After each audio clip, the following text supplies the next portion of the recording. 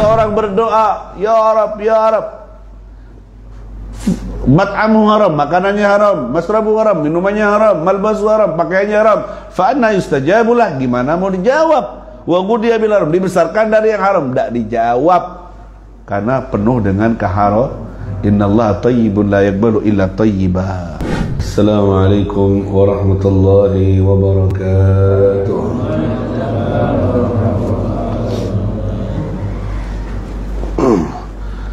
Alhamdulillah wali taufiq wal hidayah, wassalatu wassalam ala rasulillah sahibi syafa'ah wa ala alihi wa sahbihi wa man walah. Rabbi israh li sadri wa yassir li amri wahlul 'uqdatan min lisani yafqahu qawli wahdi qalbi wasaddid lisani. Subhanaka la ilma lana illa ma 'allamtana innaka antal alimul hakim wa tub alaina innaka antat tawwabur rahim. Wala hawla wala quwwata illa billahil aliyyil azim. Amma ba'du.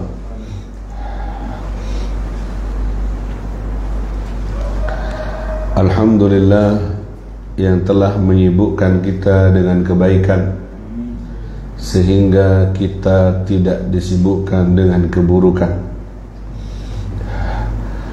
Alhamdulillah yang memakmurkan waktu kita dengan kebaikan. Waktu terus berjalan, mau tidak mau waktu ini terus berjalan. Hari menggantikan minggu, minggu menggantikan bulan, bulan menggantikan tahun, tahun menghabiskan umur. Seperti es batu yang disimpan di gelas,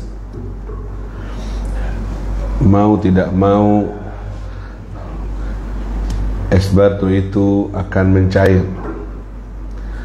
Kamu diemin, dia mencair. Kamu angkat, kamu letakkan, kamu minum, tidak kamu minum, lama-lama es batu itu akan mencair.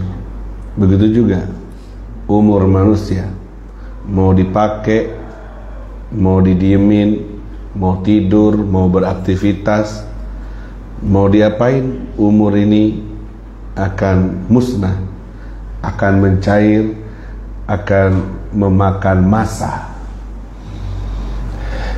Jadi kalau memang seperti itu, maka kita harus ambil tindakan.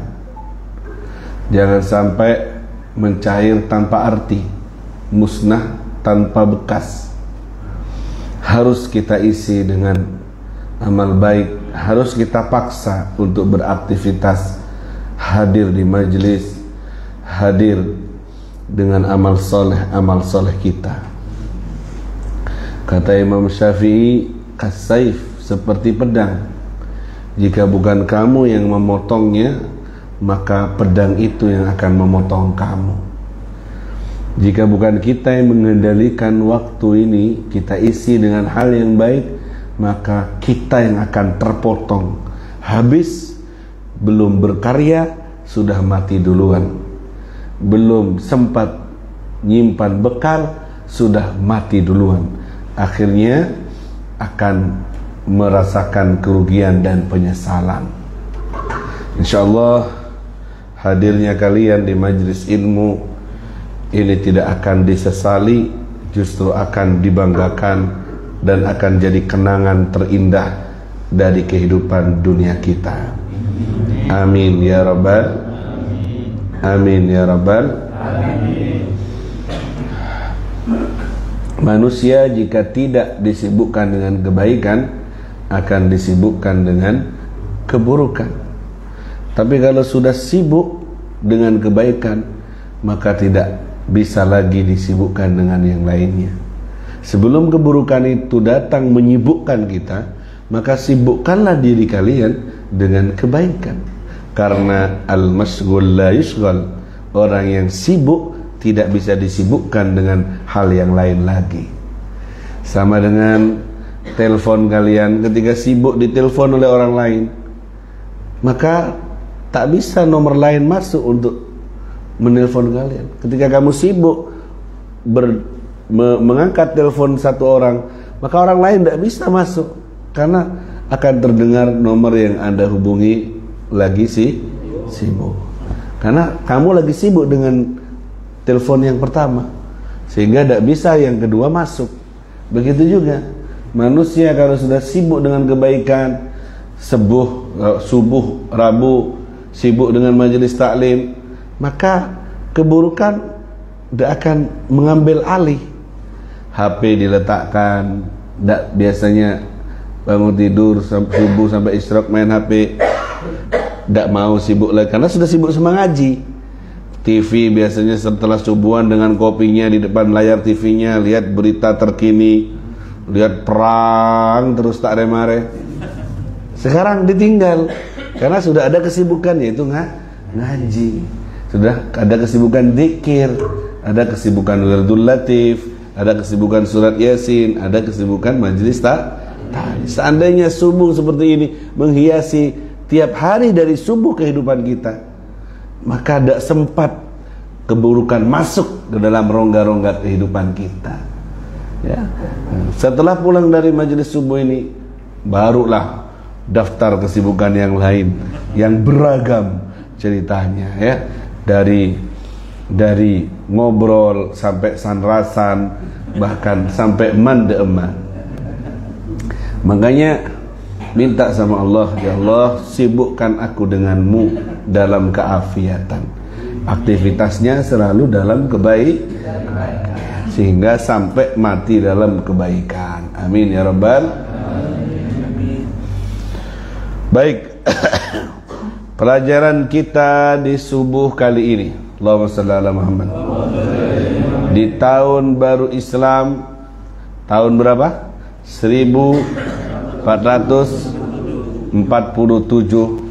Hijriah. Berarti sudah 1447 tahun yang lalu Nabi kita hijrah dari Mekah ke Madinah. Perjalanan menghijriyah maksudnya dihitung dari hijrahnya Nabi Muhammad sallallahu alaihi wasallam. Itu kalender Islam, dihitung dari hijrahnya Nabi. Dulu sahabat bermusyawarah, apakah dihitung dari lahirnya Nabi, apakah dihitung dari diangkatnya Nabi sebagai Nabi, apakah dihitung dari hijrahnya Nabi. Akhirnya disepakati oleh Sayyidina Umar dan sahabat yang lain agar tanggalan Islam dihitung dari hijrahnya Nabi Muhammad sallallahu alaihi, sehingga ketika cerita hijriah tidak lepas daripada menceritakan hijrahnya Rasulullah sallallahu alaihi wasallam. Banyak pelajaran dari hijrahnya Nabi. Kalau disampaikan butuh ceramah khusus, ngundang sampean, jangan rutinan tok. Butuh ceramah khusus dengan judul hikmah hijrah dan semacamnya. Cuma akan saya kasih bocoran satu, free, gratis, ya, tanpa ongkir ilmu ini, biar saya yang baca, kalian yang dengar. Hikmah di antara hikmah hijrahnya Nabi adalah merupakan ajaran dari hijrahnya Nabi adalah agar tidak melawan arus saat kau berada dalam kesempitan, keadaan tidak memungkinkan, berhijrahlah. Jangan mempertahankan sesuatu yang tidak kau sanggup dan membahayakan dirimu. Rasulullah di Mekah diancam, dibunuh, bahkan disayembarakan. Siapa yang bisa bunuh Muhammad, 100 ekor unta untuknya. Disayembarakan juga. Berarti keadaan sangat genting. di tanah kelahirannya. Ketika sudah keadaan sangat genting, disayembarakan, siapa yang membunuh dapat hadiah 100 ekor unta. Dari semua arah rumah sudah dikepung. Artinya keadaan Nabi benar-benar sangat genting. Baru turun izin hijrah dari Allah Subhanahu. Bumi Allah luas. Tak sukses kau di suatu daerah, sempit kau di situ, tidak bahagia kau, cari lainnya. Berhijrahlah. Jangan berdiam diri dalam kesempitan. Bergeraklah. Akhirnya dapat izin hijrah. Nabi pindah dari tanah kelahirannya menuju Madinah Al-Munawwarah yang kurang lebih 400 sampai 500 kilo. Jauh sekali perjalanan, 15 harian, 2 minggu dijalani oleh Nabi Muhammad sallallahu alaihi wasallam.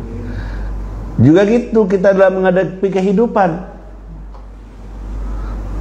Saya dari dulu Beb jualan ini Beb, sempit, tak laku-laku, tetap diuleti itu aja, padahal sudah tahu tidak ada jalan, genting sudah, tidak ada jalan keluar, sempit. Hijrah. Tidak harus kamu jualan itu terus, pindah, berkreasi. Toko ini dari dulu saya di sini punya histori, punya sejarah Beb. Walaupun sepi tidak apa-apa, yang penting ya makan sejarah itu, makan. Pindah, nyari lagi, tidak kena satunya, nanam ini tidak jodoh, nanam yang lain. Hijrah. Luas artinya. Jangan hanya berpaku dalam satu keadaan, satu tempat. Jangan berpaku dalam satu aktivitas. Bergeraklah, berkreasilah. Pergilah keluar sana. Bumi Allah luas. Dunia ini tak selebar daun merongki. Lebar dunia ini.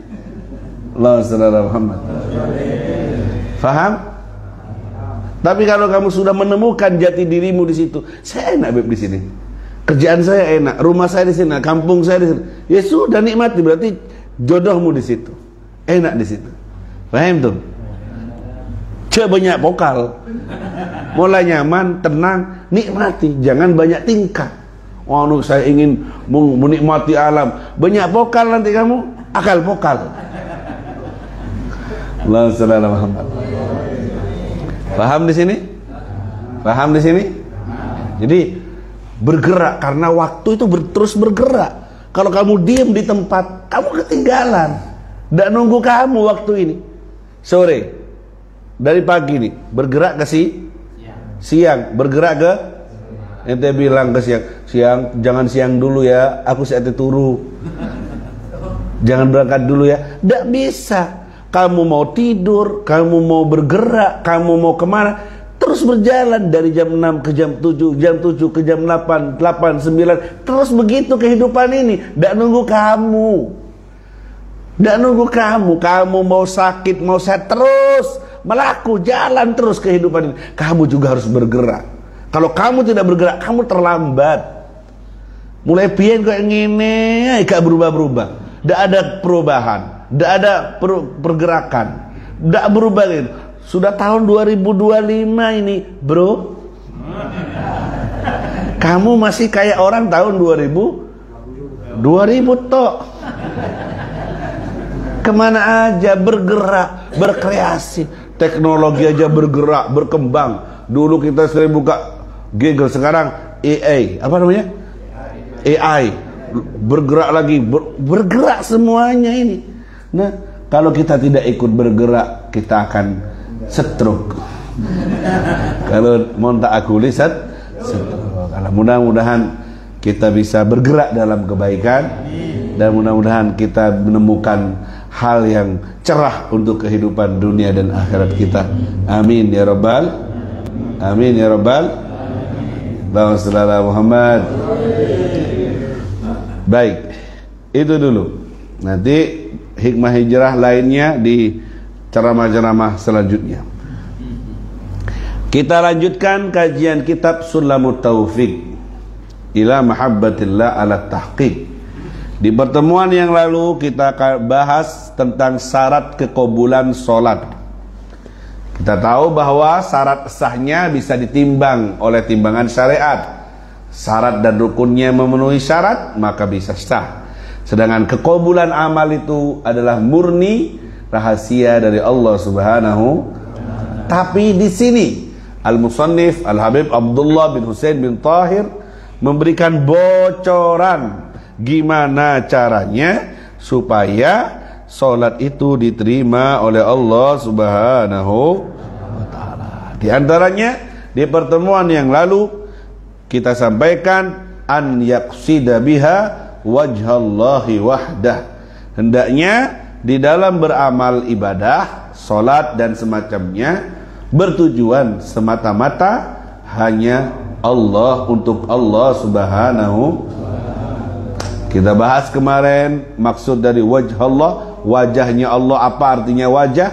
Kita katakan bukan wajah seperti wajah yang kita tahu, karena tidak itu ajaran tajsim, tapi wajh Allah di sini maksudnya li ajlillah, semata-mata karena Allah. Artinya ikhlas. Dan kita sampaikan juga tingkatan-tingkatan ikhlas. Dari ahli ibadah, ada yang ibadah kepada Allah murni karena melihat Allah pantas untuk disembah, bukan karena berharap surga, bukan karena takut neraka. Itu sudah dibahas. Ada juga yang beribadah karena dorongan surga dan karena takut dengan api neraka. Sekarang kita teruskan yang kedua. Wa an yakuna ma'kuluhu wa malbusuhu wa musallahu halalan. Ini yang kedua nih. Dan kalau salatnya ingin qabul, diterima, hendaknya ma'kuluhu, yang dimakan. Yang apa? Yang dimakan apa aja itu? Makan berat, makan ringan. Wa malbusuhu, dan yang dipakai untuk salat. Yang dimakan, yang dipakai. Wa musallahu, dan yang ditempati untuk sholat, musalla. Halalan, harus tak boleh haram. Satu, makanannya harus halal. Jadi kalau orang sholat makanannya haram, berarti energinya haram, pengaruh, tidak diterima sholatmu. Makanya hati-hati cari makan, hati-hati, jangan asal nemu dimakan. Yang hadir majelis taklim subuh dapat kopi 1 gelas, berkat 1, ngambil 2. Ayo, benar? Ayo. Kalau Abah Budin tidak ikhlas, haram. Oh ya. Anu beb, lebih beb. Ini udah lebih 5 beb. Suruh makan-makan sudah. Kalau dapat izin, Tapi kalau kamu belum dibagiin semua, kamu sudah nyimpen 2 dulu, nanti 2. Bah, ada yang tidak dapat, tidak ikhlas yang punya, haram, tidak boleh. Hati-hati yang biasa ngambil 2. Kamu orang ngariak. Saudara Ahmad. Anu beb, sayang istri bawa ke sini, ikut ngaji. Orang saya tendung Roma ya beri ya benar. Harus makanannya halal, hati-hati. Siapa yang tidak peduli dari mana dia dapat rezeki, halal apa haram, maka Allah juga tidak peduli dari mana Allah lempar dia ke neraka. Na'udzubillahi min. Makanannya halal.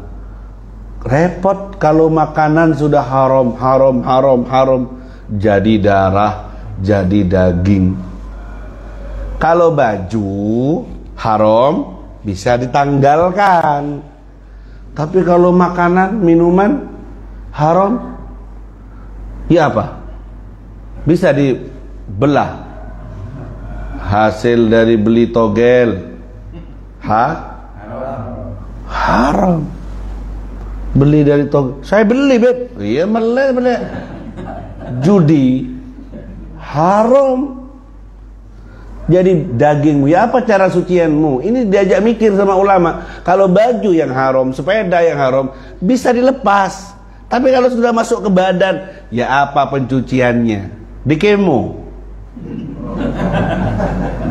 Mau dikemo, ya apa? Repot. Makanya orang itu kalau sudah berlalu dari hidupnya makan haram, dia bingung cara pensuciannya gimana. Sudah mendarah daging. Saya 20 tahun bekerja haram, sudah darah daging saya. Apa ini cara mensucikannya? Mau dikemo, darahnya mau diganti dengan gimana? Susah. Man akalal haram kullu lahmin nabata minal haram fannaru aulabi. Hadis Nabi, setiap daging tumbuh dari yang haram, artinya dipakani haram terus, maka daging itu nanti akan jadi kayu bakarnya neraka. Wakut itu kayu bakarnya. Jadi sampean masuk, bukan sampean ya, orang lain masuk itu tambah rabek api neraka itu. Jadi kayu bakarnya. Apa kayu bakarnya api neraka? Waquduhan nas wal hijara uiddat lil kafirin. Ya manusia yang makan haram-haram itu kayu bakarnya. Na'udzubillahi min. Hati-hati cari uang, ojo asal cair, nipu pes-tepes, Beb. Kolakan sekemik keboleh kolakan satos, demi dapat tos seket. Haram. Caranya nipu, haram. Ghish, nipu, ya, bohong caranya, dolim ke orang. Banyak pintu-pintu haram, bukan hanya nyongkek labang tengah malam, maling zaman dulu itu. Banyak. Sekarang orang tidak peduli, tidak perhatian karena tidak ngaji. Saya penting cair. Ragu saya, Beb, haram apa halal? Tinggalkan kalau ragu. Dak ma yuribuk ila ma la yuribuk. Tinggalkan, cari yang lainnya. Tapi eman, Beb. Eman. Karena saya ragu ada 1 juta, Beb. Mun saya yakin cuma 100. Kalah saya 100. Apal saya tanya Aki Mololo. Mau raktin Aki lah. Saya ingin membela yang 1 juta maksudnya. Nanya nyari solusi. Coba, Beb, nyari Aki. Inna lillahi wa inna ilaihi. Hati-hati ya. Malbas ma'kuluhu halal. Harus yang dimakan halal. Coba dengarkan hadis ini. Man shalla fi thawbin bi asyrati darahim wa fiha dirham min haram lam tuqbal lahu salatu. Siapa yang sholat pakai baju harganya 10 dirham haram. Nah, 10 dirham harganya. Beli baju harganya misalnya 100 ribu. 10 ribunya haram. Berarti yang 90 yang 10 ribu, yang 90 halal, 10 ribunya haram. Ada campurannya. Lam tuqbal salatu, salatnya tidak diterima sama Allah. Baru 10%-nya itu. Darah memakai haram. BHS, makailah BHS. Faham? Faham, Tom? Ini beribadah dengan barang yang haram sama dengan mencuci baju yang najis dengan air kencing. Bajunya najis, mau tak cuci, Beb, biar suci. Sama apa? Sama air kencing. Ya tambah laseng. Hati-hati. Kalau mau diterima, saya sudah bacaan Qurannya sudah enak, Beb. Masjidil Haram, Beb. Sudah bagus Qurannya, solatnya, bajunya, sorbannya, Beb, ngaban truk. Tahu ban truk? Tapi bajunya makanannya Allah. Musolanya hati-hati, karpet-karpet, AC-AC hati-hati, haram, maka ditolak semua itu. Cuma menang gaya saja, tidak ada yang diterima oleh Allah Subhanahu. Seorang berdoa, ya Rab, ya Rab, mat'amu haram, makanannya haram, masrabu haram, minumannya haram, malbasu haram, pakaiannya haram, fa anna yustajabulah, gimana mau dijawab? Wa ghudiya bil haram, dibesarkan dari yang haram, tidak dijawab karena penuh dengan keharam. Innallaha thayyibun la yaqbalu illa thayyiba. Jadi hati-hati, dengarkan hadis ini. Qala al-Imam Sahal, man lam yakun mat'amuhu min halal lam yakshif an qalbi hijab. Siapa yang makanannya tidak halal alias haram, tidak akan terbuka hijab di hatinya. Wa tasara'at ilaihil uqubat, dan hukuman akan segera menghampirinya. Wala tanfa'hu salatuh, tidak akan manfaat salatnya, puasanya dan sedekahnya. Kalau haram itu hijab hati makin gelap, tidak manfaat walaupun dia bertahun-tahun salat, puasa dan sedekah semacamnya.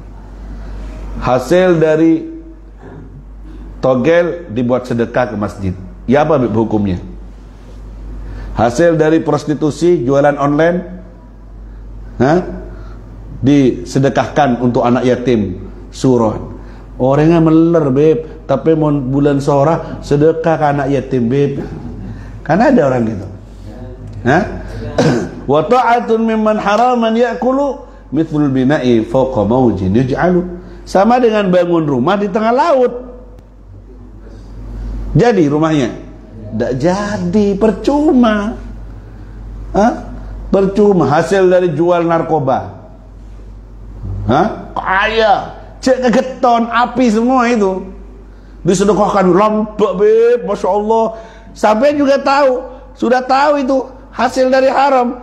Pas sampean terima ngisrengian sampean, matur nuwun, nek sampean api le, tambah semangat narkobanya. Kata Imam Haddad, kalau kamu tahu orang itu kerjaannya haram, jangan diambil. Sudah tahu kerjaannya membunuh PC, halo, sudah tahu kerjaannya narkoba, sudah tahu kerjaannya judi, sudah tahu kamu, kemudian kamu ambil, kamu dosa, kamu mendukung dia. Mungkin Pak Dito akan mungkin tambah sukses Pak, mungkin tambah sukses narkobanya, tambah sukses judinya. Kamu takyid menolong dia, akhirnya kamu juga dapat jangan diterima. Kalau sudah tahu jelas haram, sepuluh nih, biar jadi pelajaran ke dia. Wah, lebih perasaan, lari kamu, ya apa caranya? Seperti kamu lari ketika kamu dikejar sama singa. Kamu lari dari dosa, seperti kamu lari dikejar dari singa. Ya apa kalau ada singa menerkam kamu? Lari apa? Ahlan wa sahlan, welcome, sugeng rawuh gitu. Yompak kamu. Jangan kamu lari dari dosa itu, dari yang bahaya itu, seperti larimu dari asad. Kafirari kaminal asad, seperti larimu dari jangan sugeng rawuh, bubuan pas sugeng rawuh itu jangan ya. Allahumma shalli ala Muhammad. Jadi ayo, kalau mau diterima ibadahnya harus halal. Haji mau diterima, bayar ongkosnya yang halal. Jangan hasil haram plus beb, plus beb, hajinya beb. Apa? Oh, itu rezeki beb, pak tepaan. Tidak diterima sama Allah. Menang gaya kamu, masyarakat masa tahu. Masa tahu, tapi ketemu sama Allah. Oh, ini dari haram. Katanya, labbaik Allahumma labbaik. Dijawab sama Allah, la labbaik. Dabek lebekan. Itu dalam hadis. Labbaik Allahumma, dabek lebekan. La labbaik, wala sa'daik. Tidak ada bahagia, tidak ada labbaik, tidak ada undangan. Zaduka haram, uangmu haram, bekalmu haram, hajuka mardud, hajimu ditolak. Mulai. Tak boleh tapi.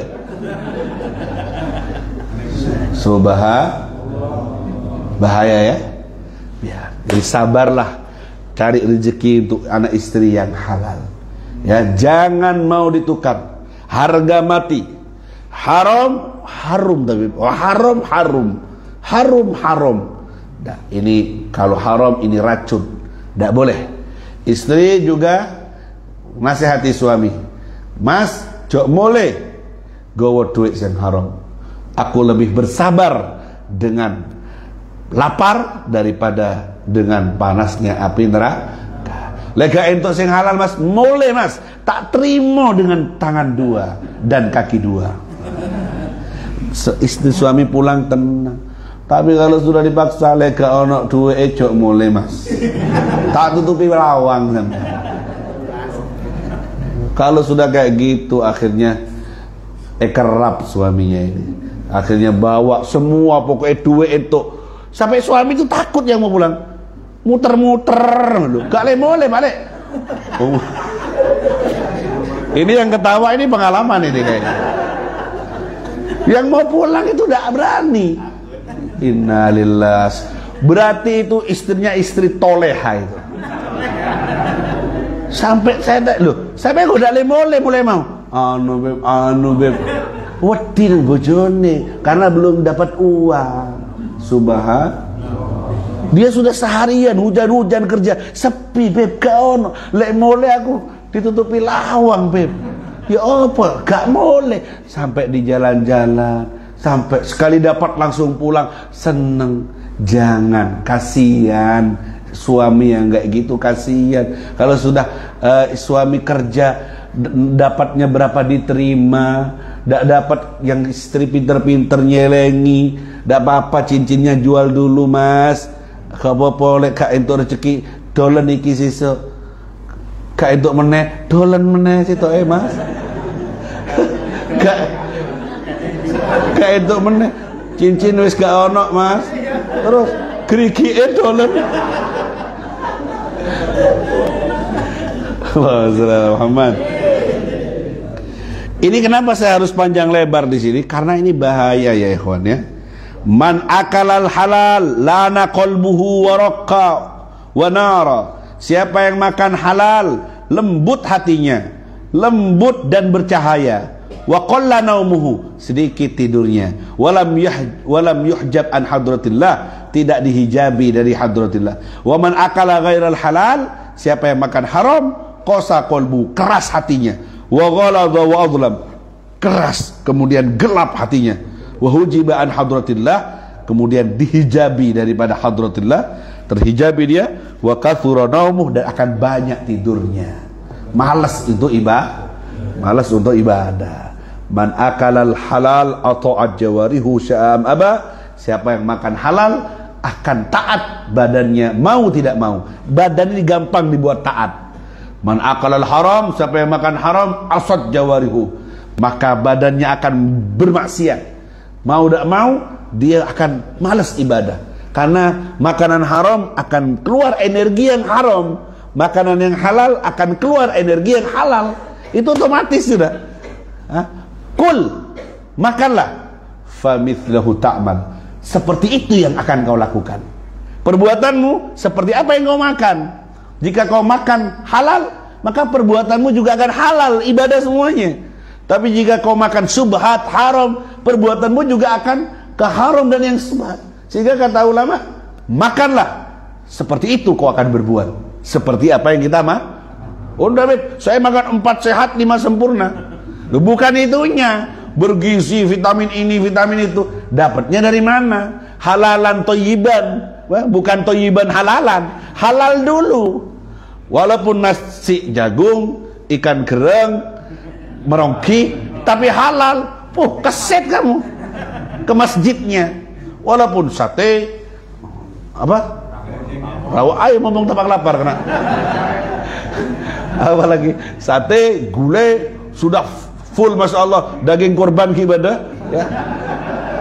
Tapi haram, vitamin, sehat kamu, tapi akan terbawa dalam kemaksiatan. Bawa sholat sujud berat, bawa ngaji nih maksa, teduh ngantuk, melak bedem, melak, subhat re haram re, ya. Ayo, saya duduk nonduk, oke. Sallallahu Muhammad. Saya mau tak serang itu aki, bah nonduk pangit. Berarti saya ngantuk ini. Subhan ya. Allahumma shalli ala Muhammad. Sabun. Terakhir. Tak tambah lagi satu. Wa an yahdura qalbuhu. Wa an yuhdira qalbahu. Hendaknya dia menghadirkan hatinya fiha, di dalam sholat Allah. Artinya sholatnya pertama ikhlas, kedua harus halal semuanya makan minumnya, nomor tiga harus khusyuk Allah. Khusyuk itu adalah ruhul a'mal, ruhnya sholat khusyuk. Kalau sholat tidak khusyuk sama dengan badan tak punya ruh, artinya bangkai. Badan tidak punya ruh, mati, bangkai. Dan kalau orang mati gimana? Mau disiram, mau dibakar, diam dia. Begitu juga solat yang tidak ada khusyuknya sama dengan badan yang tidak ada ruhnya. Berapa tahun kita solat tidak khusyuk, tidak beruh. Na'udzubillahi min. Sebagian orang-orang wali, orang-orang soleh menjadikan khusyuk termasuk ruknun min arkanis sholat, termasuk rukunnya sholat. Jadi kalau tidak khusyuk dianggap batal sholatnya. Siapa yang wani menjadikan khusyuk bagian dari rukunnya sholat? Tak batal melolos sholat ya. Dan awalu ilmin yunza' min qulubil ibad al khusyuk. Ilmu yang pertama kali dicabut dari hatinya manusia di atas muka bumi adalah ilmu khusyuk, bukan ilmu matematika. Kalau ilmu matematika John Penter orang metong bese. Tapi yang pertama kali dicabut sama Allah di atas muka bumi ini ilmu khusyuk. Sehingga susah sekali cari orang khusyuk. Yang banyak orang ketawa, lalai, banyak kita dapati, ya kan? Tapi cari orang yang khusyuk susah sekali. Nah, ilmu yang pertama kali dicabut oleh Allah adalah ilmu Allah. Mau khusyuk susah, ya, mau khusyuk susah. Bagaimana Habib al-khusyuk itu? Katanya dalam kitab Ar-Risalah Al-Jami'ah, khusyuk itu adalah sukunul a'dha, badannya tenang ketika sholat, wa hudurul qalb, hatinya hadir. Itu definisi khusyuk. Dan dia memahami apa yang dia baca dalam sholatnya. Khusyuk yang dia rasakan menenangkan badannya. Sholatnya Allahu Akbar, tenang. Dan dia menghayati apa yang dia baca, hatinya hadir. Makanya ketika Nabi ngelihat ada orang sholat, apa? Raja Kuli. Tahu Raja Kuli? Allah, banyak di Saudi. Kata Nabi, "Lau khasha'a qalbu hadza la khasha'at jawarihu." Kalau hatinya orang ini khusyuk, pasti badannya juga khusyuk. Orang khusyuk itu kelihatan dari modelnya. Kayak kalian ini dengar ceramah saya, di mana saya tahu yang khusyuk? Yang diam, tenang, menghayati dia, ya. Itu berarti dia maksud saya yang fokus. Yang mana di antara kalian yang mendengarkan, fokus, diem, mendengarkan banget, itu berarti khusyuk dia, nyambung sama Habib. Tapi kalau abath, berbuat sesuatu yang abath, apa, sia-sia, sibuk dengan yang lainnya. Habib ceramah, dia sibuk ala Korea, main HP misalnya, main HP, letolean tak remare. Itu nandakan dia tidak orang kalau sholat letolean, tidak tenang sekali dari wajahnya, tidak kelihatan khusyuk. Itu tandanya lalai. Jadi apa itu khusyuk? Sukunul a'dha, badannya tenang, wa hudurul qalb, hatinya hadir, kemudian dia menghayati apa yang dia baca. Itu artinya bukan, Beb, saya lihat nangis Beb waktu sholat. Apa yang kamu tangisi? Bojone majerotang. Sekali lagi, khusyuk bukan hanya tangisan loh ya. Nangis mungkin bagian dari khusyuk, tapi tafsirnya ulama tentang khusyuk itu pikirannya tenang, hatinya hadir, dan menghayati apa yang dia baca. Karena kalau nangis, khusyuk adalah nangis, ya, nangisnya karena apa dulu? Mungkin dia lagi tukaran, mungkin dia lagi bayar setoran tak nemu, nangis, tak remar, tak war keluar dari musola, tak kok keluar musola. Paham tuh? Tak war keluar, mohon perlu kunci musola ya. Jadi itu ngartikan khusyuk, paham ya? Nah, pertanyaannya, gimana mau khusyuk kalau kita tidak paham arti yang dibaca dalam ini sampai umur 50 tahun sekarang, anggap 10 tahun lagi mati. Itu sudah maksimal sudah ya. Anggap Fatihah tidak ngerti apa artinya. Bacaan Fatihah yang tiap hari minim 17 kali dibaca, belum ikut Yasin tahlil, belum Fatihah. Artinya Fatihah tidak paham. Dari Alhamdulillahirabbil alamin. Tidak paham. Gimana mau kamu bayangin apa kalau kamu tidak tahu artinya itu?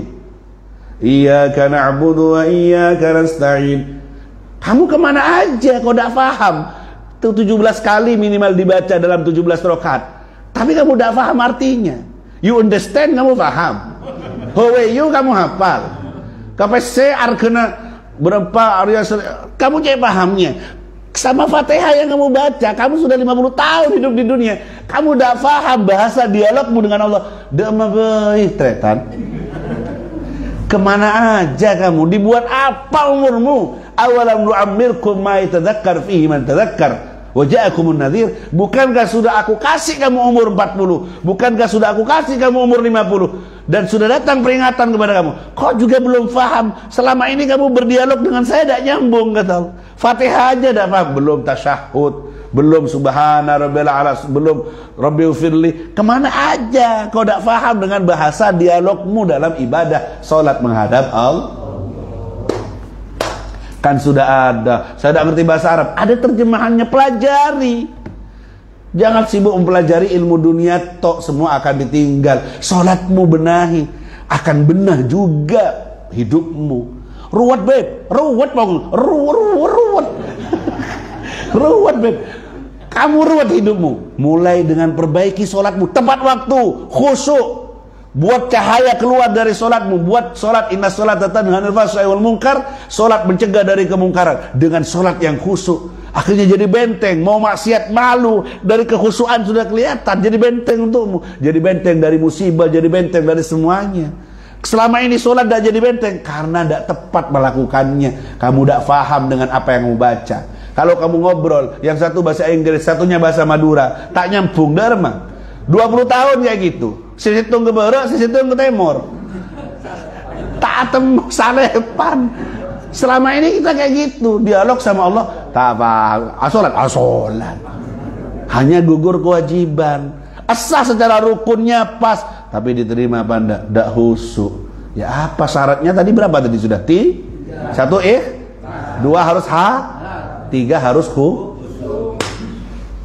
Waffaqakumullah. Saya doakan semoga di sisa umur ini kita bisa khusyuk dalam beribadah sholat, bisa memahami arti yang kita baca dalam sholat. Semoga Allah paringi kita hati yang khusyuk, lisan yang berzikir, rezeki yang halal, niat yang ikhlas. Dan semoga Allah bantu kita, tolong kita menjadi orang yang makbul, yang selalu diterima di dalam setiap gerak-gerik dan aktivitasnya. Semuanya diselimuti dalam keafiatan, dalam kelembutan takdirnya Allah, dalam kebaikan kasih sayangnya Allah. Dan Allah ampuni dosa kita yang lewat. Allah berkahi sisa umur kita yang tinggal sedikit. Semoga diberkahi sama Allah, makin hari makin baik, makin hari makin takwa sama Allah, sampai datang hari terbaik kita di dunia. Saat itu kita meraih husnul khatimah. Setelah umur panjang dalam taat, kita meraih husnul khatimah. Di kuburan kita punya taman sorga, kumpul ruh kita dengan ruhnya orang-orang yang soleh, dan kita ketemu lagi dengan orang tua kita, dan bisa nyabis ke Rasulullah sallallahu alaihi wasallam fi khairin wa lutfin wa afiyah wa ila hadratin Nabi al-Mustafa Muhammad sallallahu alaihi wasallam. Al-Fatihah. Bismillahirrahmanirrahim.